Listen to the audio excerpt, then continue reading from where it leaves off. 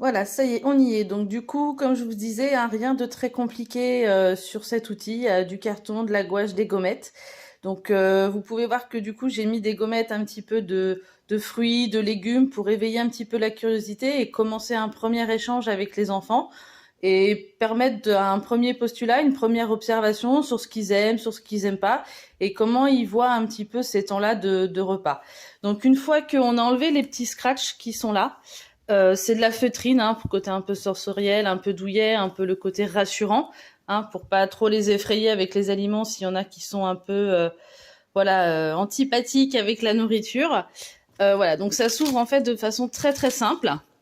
Voilà, donc il y a des côtés où j'ai mis du tissu, hein, pour faire une nappe, pour qu'ils aient chacun leur espace, pour pouvoir mettre leur table. Et en fait, il y a 4 parties. Voilà, donc c'est quelque chose qui peut se faire avec 4 enfants, un adulte qui accompagne à côté. Donc voilà, ils ont chacun leur nappe. Voilà, parce que c'est normal, hein, que ça soit quand même un petit peu sympa ces moments de repas, et puis que voilà, ça laisse un bon souvenir quand même. Et on a donc du coup le placard, pareil sur le même système de scratch. Et là, à partir de là, on va pouvoir commencer un petit peu à réfléchir à ce qu'on va manger, ce qu'on aime manger. Et chaque enfant, via son petit espace, sa petite nappe, va pouvoir mettre sa table et puis construire son repas de façon symbolique avant d'attaquer le vrai de vrai. Donc du coup, pour commencer, voilà ce qu'on peut dire à l'enfant, c'est qu'effectivement, on va se mettre à table. Alors qu'est-ce qu'on fait quand on arrive à table? Voilà, donc il nous faut quoi comme matériel? Il nous faut une assiette. Donc du coup, chacun va mettre sa petite assiette sur sa petite nappe, sur son petit espace. Hop, voilà. Et ensuite, voilà, on va lui demander, alors maintenant qu'on a notre assiette, qu'est-ce qu'on met? Donc il va vous répondre une cuillère, un verre. Donc effectivement, ils vont y aller, ils vont aller dans la petite case et puis ils vont prendre, voilà, leur cuillère, effectivement, qu'ils vont placer à côté. Ils vont prendre leur petit bavoir, parce que effectivement, c'est important. Voilà. Et au fur et à mesure, ils vont aussi prendre leur verre, parce que les verres d'eau, c'est important, hein, de s'hydrater quand même. Et au fur et à mesure où ils vont prendre, du coup, les objets, ils vont mettre leur table, ils vont de façon symbolique un petit peu, voilà, dérouler, se rendre autonomes sur leur repas.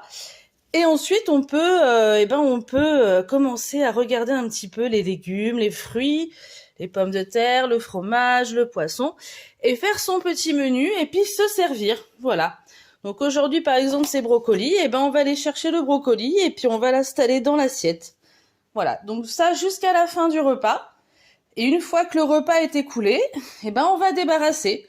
Donc quand on débarrasse, voilà, on peut réserver par exemple une petite case au milieu, ou comme pour les repas qui se passent à la crèche, on va mettre le bavoir au sale, on va mettre le verre au sale, et puis on va mettre aussi la cuillère au sale, et puis on va ranger, voilà, on va ranger les assiettes. Donc finalement, ils mettent leur table, ils se servent au niveau du repas, et ensuite ils débarrassent, voilà. Donc après, les petites cases qui sont là, pareil, hein, moi j'ai vraiment investi ça avec voilà des images plastifiées, les assiettes pareil sont plastifiées. Mais après voilà, on peut réfléchir par exemple avec de la feutrine. Voilà, c'est une idée au niveau sensoriel aussi, c'est une autre façon de découvrir un petit peu ce qu'on mange. Et puis selon votre organisation aussi. Donc voilà, donc c'est un outil qui je pense peut s'adapter à plein de situations. On est sur un petit groupe de 4, donc ça suffit largement. Et en même temps, voilà, l'adulte, il est là, il accompagne, il verbalise, et puis ils échangent. Donc ça permet peut-être des fois de déceler des petites appréhensions qu'ils peuvent avoir sur certains légumes. Et puis pourquoi pas, si vous avez la possibilité aussi, de l'accompagner d'une petite dégustation plus concrète. Par exemple, je pense aux pommes, aux bananes. Voilà, sur un petit atelier du matin comme ça. Voilà, c'est des moments qui peuvent être vraiment intéressants.